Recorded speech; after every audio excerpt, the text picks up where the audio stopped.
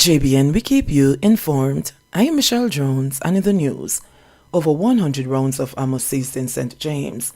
Over 100 assorted rounds of ammunition were seized during a joint police-military operation at New Road, flanker in St. James on Friday. Reports are that about 2:30 p.m., a police team searched the premises in the area, and while searching the yard, 2 bottles, one containing 92 9mm rounds of ammunition and another containing 32.40 rounds of ammunition were found. No one was arrested. However, the police are continuing their investigation. Policemen arrested following fatal shooting of 2 cousins. 2 men were fatally shot by a policeman at a party in Frankfield, Clarendon on Saturday morning. The constable is in custody. The deceased have been identified as cousins, Jerome Smith and Clayton Pink, both of James Hill in Clarendon. The Clarendon police confirmed that the 3 men were at the Frankfield town car park at a party when an altercation developed between the policeman and Clayton Pink. It's alleged that Pink flung a bottle which hit the constable in the face. The policeman reportedly pulled his firearm and shot Pink. Jerome Smith, who was in the vicinity, was also hit. Pink and Smith were pronounced dead at hospital. Police seek help identifying body dumped in Kingston Harbor. The police are probing the death of a man who they believe was killed and his body dumped in the Kingston Harbor on Friday. His identity has not yet been ascertained. The body was removed from the water by the Marine Police. It had lacerations to the forehead and swelling to the right side of the face. According to the police, the man appears to be in his 40s and about 5 feet 8 inches tall. He was wearing red sweatpants, black underpants, a yellow sleeveless shirt, and a pair of white sneakers. The police are seeking the public's help to identify the body. They are urging those who can assist the investigation to call the Hunts Bay Police at 923-7111. 4 children mowed down by a delivery truck in Halfway Tree. 4 children were mowed down by a delivery truck Friday afternoon along Eastwood Park Road in Halfway Tree, St. Andrew. There are unconfirmed reports that one of the children died as a result of the accident. The Corporate Communications Unit, the information arm of the Jamaica Constabulary Force, confirmed the incident but could not give any updates on the medical condition of the children. The children were transported straight to hospital. We have no updates on their condition yet, a CCU representative said. Reports are that a delivery truck slammed into the 4 children who attend a primary school in the area. Gabriel King's mom now liable for arrest, say police. The police say they'll attempt to locate Amoyle and Issa to enforce the court ruling that she grant them access to her phone as they investigate the murder of her 9-year-old son, Gabriel King. After twice refusing to comply with a court order to provide the password for the phone, Leon Issa is now liable for arrest, lawmen said on Friday. What we'll be doing now is to make contact with her and to follow through the orders of the court, head of the police Area 1, Assistant Commissioner of Police Clifford Chambers, said on Friday afternoon. At this point, she can be arrested for breaching the court order. Thursday was the latest deadline missed, and Leon Issa's attorney, Chukwuemeka Cameron, indicated that evening that she had given him the go-ahead to appeal the court's decision to grant access to her iPhone 13 Pro Max. On Friday, Cameron doubled down on those comments, but would not say whether they had filed the necessary paperwork. However, ACP Chambers said the police have not been served with any legal documents to indicate that an appeal has been filed. The police have indicated a desire to analyze information on the device as part of the investigation into the killing of Leon Issa's autistic son. The court has ruled that she must comply with the request for a password. She is not allowed to be present while her phone is being analyzed by experts, but her attorney and a technology expert may observe the process. SOE extension blocked in the Senate. Government failed in its push to extend the states of emergency SOEs it declared for 7 parishes, as all 8 opposition senators voted no during the debate on a motion for the extension in the Senate on Friday. Despite pleadings by the leader of government business in the Senate, Kamina Johnson-Smith, and her government colleagues, the opposition closed ranks during what was a sometimes contentious debate. The SOEs were declared by Prime Minister Andrew Holness on November 15 for the initial 2 weeks as is legally allowed. Any extension for up to 3 months at a time must be sanctioned by a 2/3 majority in both houses of Parliament. The SOEs were imposed in sections of the so-called Southern Crescent of Kingston and St. Andrew, Clarendon and St. Catherine, and the tri-parish area of St. James Westmoreland and Hanover. On Tuesday, the government used its supermajority in the House of Representatives to achieve the required two-thirds majority to vote to extend the security measure until January 14, but the government needed to peel off the support of one opposition senator in the 21-member Senate in order to achieve the two-thirds majority in the upper chamber. The opposition senators voted no, despite the appeal from 15 private sector organizations and statistics presented by Holness on Tuesday that since the declaration of the SOEs, the murder toll for a one-week period had fallen to its lowest ever since 2015. As they have done repeatedly, opposition senators argued that the SOEs were unconstitutional and that matters were still before the court. Senator Donna Scott Motley took issue with what she said was the government's treatment of the SOEs as another tool in a toolkit to be used routinely. She argued that this was not contemplated by the Constitution. According to Scott Motley, the impression given by the government was that the SOE was the only thing that can help in the crime fight.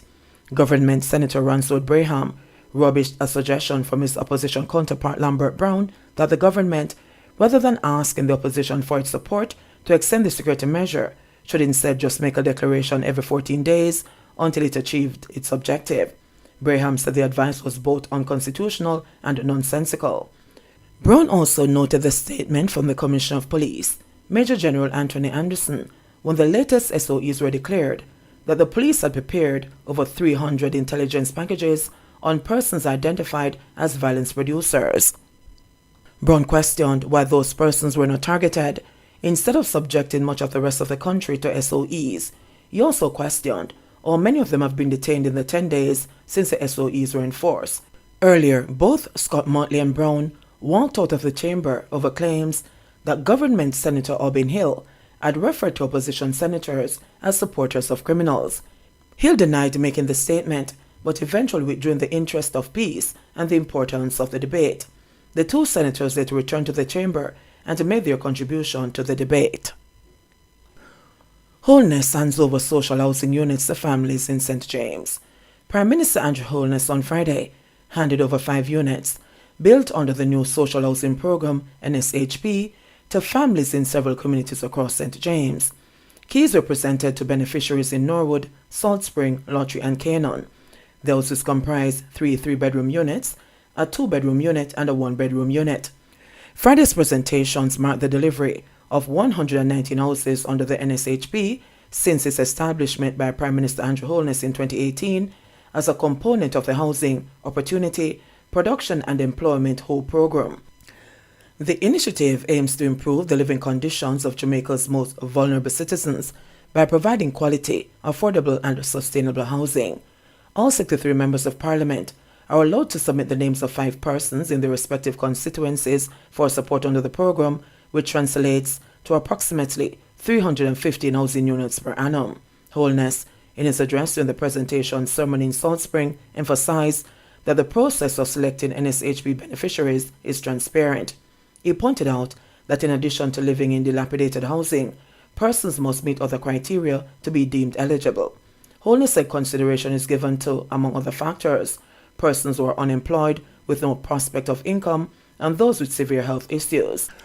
What we're trying to do is to provide social housing according to the laws of Jamaica. So I want to assure Jamaica that there's no favoritism, skullduggery or cronyism being employed in the distribution of these houses. Every dollar of this program goes into the houses and is efficiently used. It's an open program that can be scrutinized. It's a transparent process, Holness underscored. He congratulated the latest group of beneficiaries and urged them to commit to maintaining the social contract which they signed on receiving the keys to their homes. Prime Minister Holness further encouraged them to protect and build on the assets they received.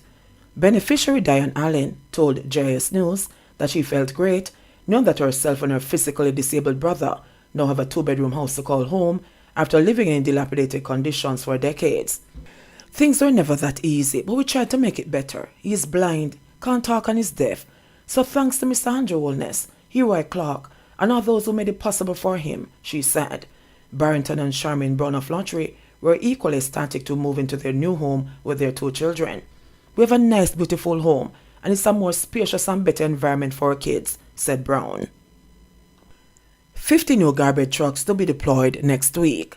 The 50 new garbage trucks recently acquired by the government will be deployed next week.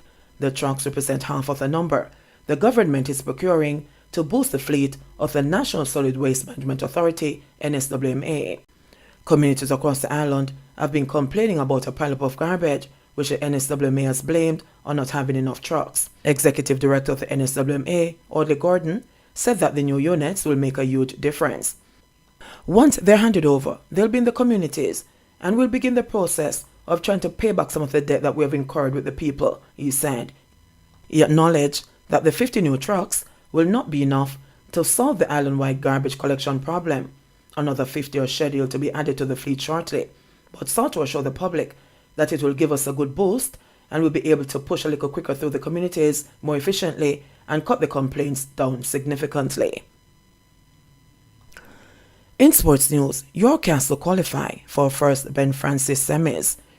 York Castle High School are the only first-time semi-finalists in the Issa Ben Francis knockout competition after eliminating Dental Technical 5-4 on penalties after playing out a 2-2 draw in their quarter-final game played at the Mount Pleasant Academy in St. Ann on Friday.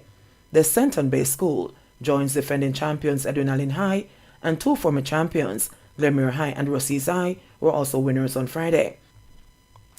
Defending champions Edwin Allen High stayed on course to retain their title after beating Garvey Masio High 2-0 at Garvey Masio. Glenmuir High beat from Technical at Glenmuir, and Rossies High got by William Knibb Memorial at the Colin Miller Sports Complex in Lucy.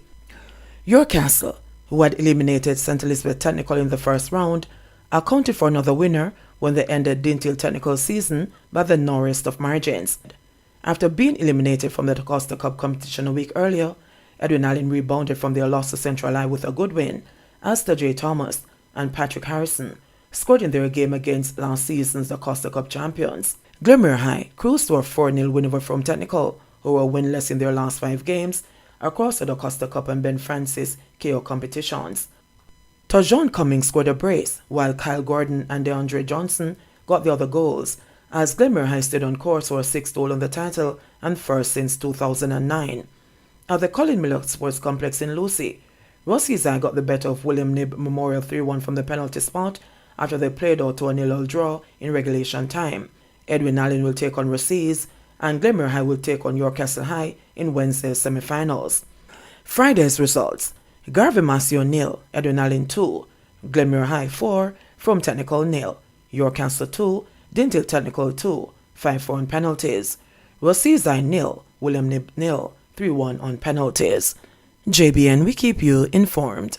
Please remember to subscribe, like, share, leave us a comment, and click the notification bell to receive our daily news items.